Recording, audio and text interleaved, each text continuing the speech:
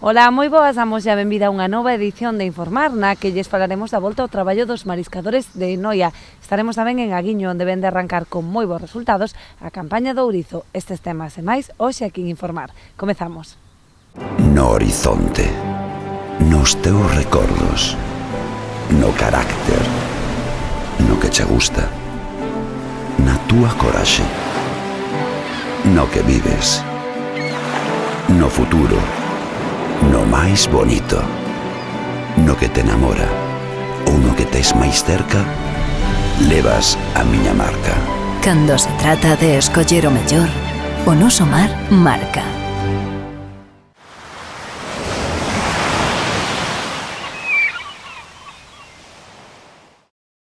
Preto de 1.500 mariscadores volvían esta semana ao traballo nas concesións da Confraría de Noia. Fixérono cunha rebaixa nos topes para garantir os prezos tras a baixada da demanda do Nadal. Os mariscadores de Noia volveron ao traballo tras un mes de paro. Fixérono cunha rebaixa nos topes, o que lles permitiu completar os cupos máis facilmente no que respecta a ameixa xapónica e con mellores dificultades para apañar berberecho. Daron-nos pouco cupo. Daron-nos 3 de cada, 3 de fina, 3 de japónica, 3 de berberecho. Non sei mañá. Non, a meixa japónica ainda hai, o que non hai é fina.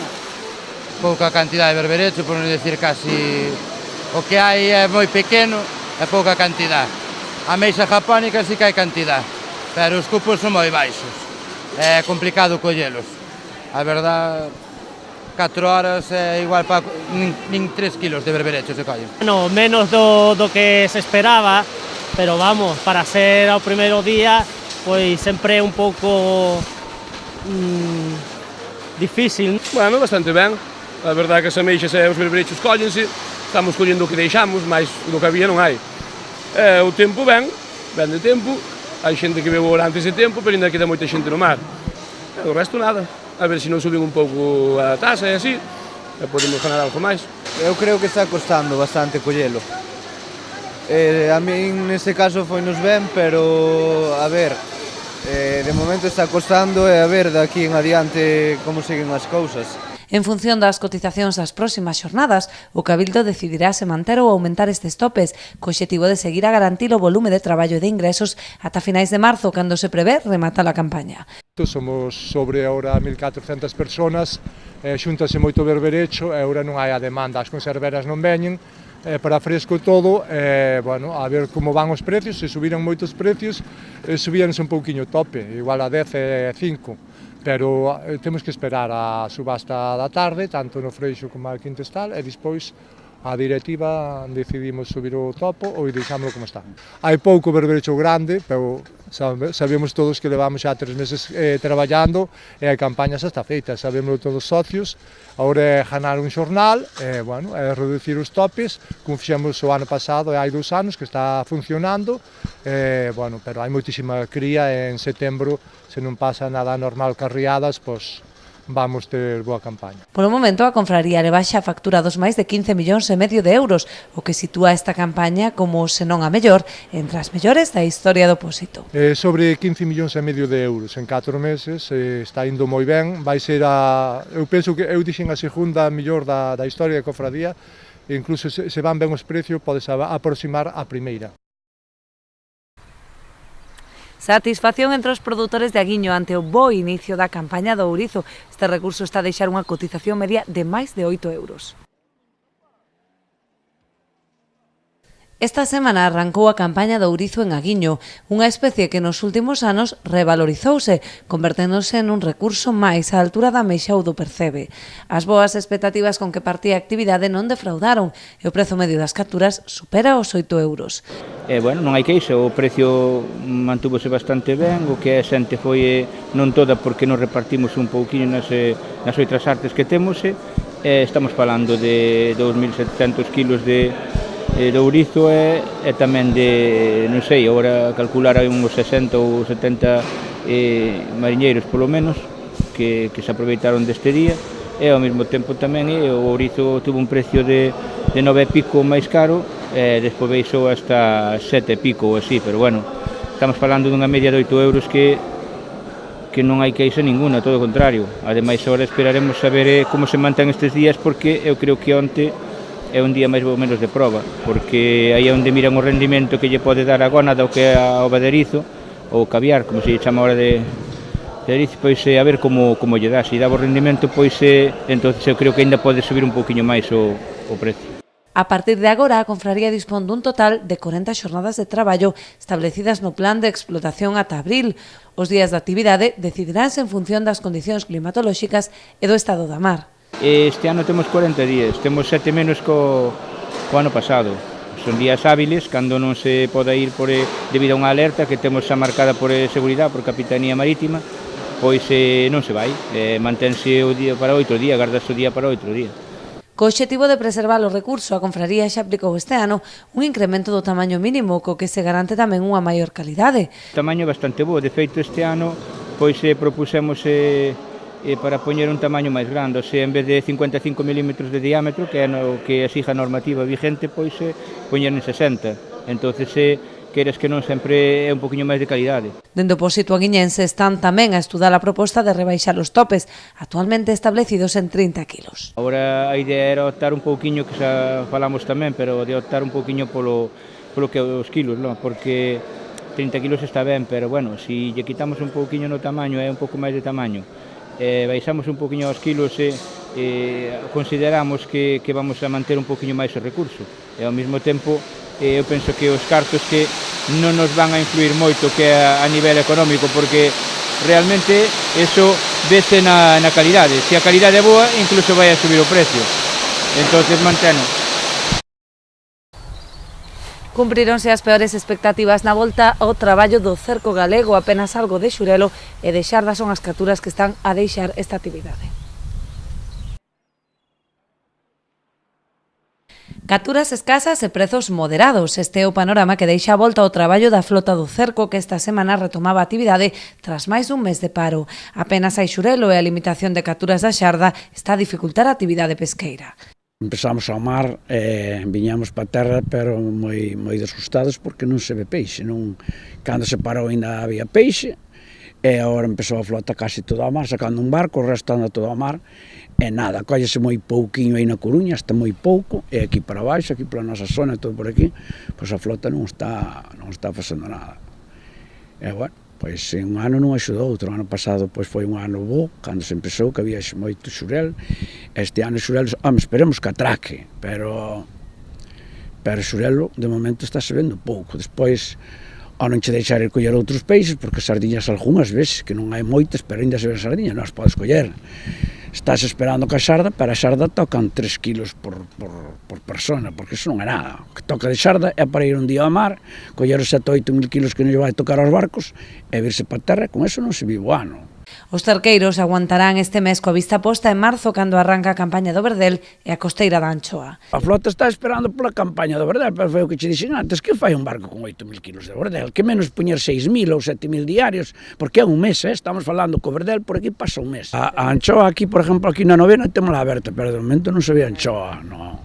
Víase no verán, moita anchoa pequena e tal, estuve traballando, que a flota pois algo defendeu a Anchoa con esa anchoa que compramos alá en Andalucía, que xa é unha vergonza, porque deixamos de marchar a cota para alá, e agora nós temos que comprar os galleguiños, como sempre, pero agora non hai, non hai tempo de anchoa hasta o mes de marzo, e despois no mes de marzo tamén abra lá arriba, bueno, supoñamos que a anchoa haberá, máis ou menos, porque quedaba moita. Mentres tanto, dende a Cerga demandan á Administración a toma de medidas para paliar a difícil situación de armadores e tripulantes. O incremento de cotas nalgunhas especies axudaría a ir tirando nestas semanas á espera da apertura de outros caladoiros. Estáse dicindo a Administración que a Bruselas ten que dar máis xarda. Non se pode coller sardiña que estamos recuperando o caladero, moi ben. Todos estamos de acordo que hai que recuperar o caladero, pero tamén hai que vivir. Nós agora botamos aí mes e pico parada, hai barcos que botaron 3 meses, hai xente que non ten paro del, e resulta que está a 2 velas, porque non está lle pedindo 50 euros ao armador.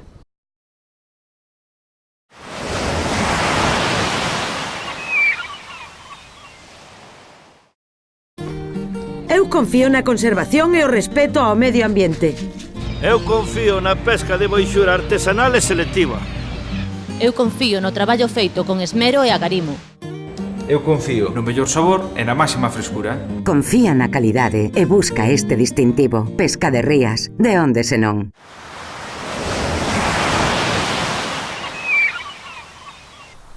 Portos de Galicia reforzará o servizo de gardapeiraos ao sur da Ría de Arousa coa incorporación de 2 novos traballadores. Portos de Galicia reforzará o servizo de celadores gardapeiraos nas instalacións portuarias do sur da Ría de Arousa. Nas vindeiras semanas, o ente autonómico incorporará 2 novos profesionais, que se sumarán aos 3 que traballan na actualidade nos 11 portos. Pasaremos en consecuencia de 3 a 5, co cual esas 11 instalacións, algunhas das cuales que son tan importantes, e me permitides mencionalo, como pode ser Cambados, como pode ser nos 2 portos que teñen, como pode ser Vilanova, como pode ser a Illa, como pode ser Carril, como pode ser Vilaxoán, como pode ser o Grove, digamos, os actuales celadores esperamos, agardamos que poidan desenvolver con moita máis folgura o seu traballo. Ademais de reforzar o traballo actual, a intención do ente autonómico é que isto permita aos gardapeiraos desenvolver novos labores no seu día a día. E incluso poidan realizar actividades que a actual carga de traballo llos impide. A veces nos piden, por exemplo, que se procedan a tarefas de reordenación de embarcacións nunha dársena, identificación ou sustitución das mesmas, e pola intensidade do traballo do día a día non é posible facelo. Nos agardamos que agora sexa así. Un dos novos celadores traballará nos peiraos de Carril e Vilaxoán, instalacións que até agora non contaban con este servizo. O outro dedicarase aos 3 portos da Illa de Arousa. Ademais, dende Portos de Galicia tamén establecerán reforzos puntuais. Un novo celador reforzará a carga de traballo que exista en esos portos por cuestións estacionais ou por cuestións incidentais que poidan xurdir, non con carácter permanente, pero en todo caso estaríamos falando en ese suposto pasar para 11 portos de 3 celadores a 6, si ben é certo que o sexto é para cuestións de reforzo concreto. Esas cuestións de reforzo concreto serán avaliadas en base a criterios técnicos polo propio personal do ente público. José Juan Durán explicou que estes reforzos tamén se darán noutras áreas de Galicia próximamente, como é o caso de Muros, Noia ou Cedeira. O Intecmar deu a coñecer o sector viticultor o seu labor no seguimento de toxinas emerxentes a través do programa Alertoxnet. Representantes do Instituto Tecnolóxico para o Control do Medio Mariño mantiveron esta semana unha xuntanza con membros da Comisión do Mexillón para analizar o labor que desenvolve o Intecmar, dependente da Xunta, no seguimento das toxinas emerxentes dentro do proxecto europeo Alertoxnet, do que o Intecmar é socio. O principal obxectivo desta iniciativa é avanzar no desenvolvemento dunha rede de alerta de toxinas mariñas emerxentes e que se poida implementar na cadea de valor alimentaria, de xeito que aumente a seguridade do consumidor. Tamén busca establecer un posible indicador dos riscos relacionados co cambio climático. O persoal do Intecmar deu conta aos representantes do sector do grao de implicación do centro en diferentes partes de Alertoxnet, como a participación no desenvolvemento de métodos analíticos para realizar o seguimento das toxinas emerxentes, o estudo da súa evolución e o intercambio de mostras co resto dos integrantes do proxecto. A reunión da Comisión do Mexillón estivo presidida pola directora xeral de Pesca, Acuicultura e Innovación Tecnolóxica, Mercedes Rodríguez. En ela tamén participou a directora do Intecmar, Covadonga Salgado. Pois así chegamos ao final do noso programa desta semana. A nos tan só nos queda despedirnos, lembrándoles que estaremos de volta ao vindeiro xoves á mesma hora aquí en Canal Rías Baixas. Ata entón.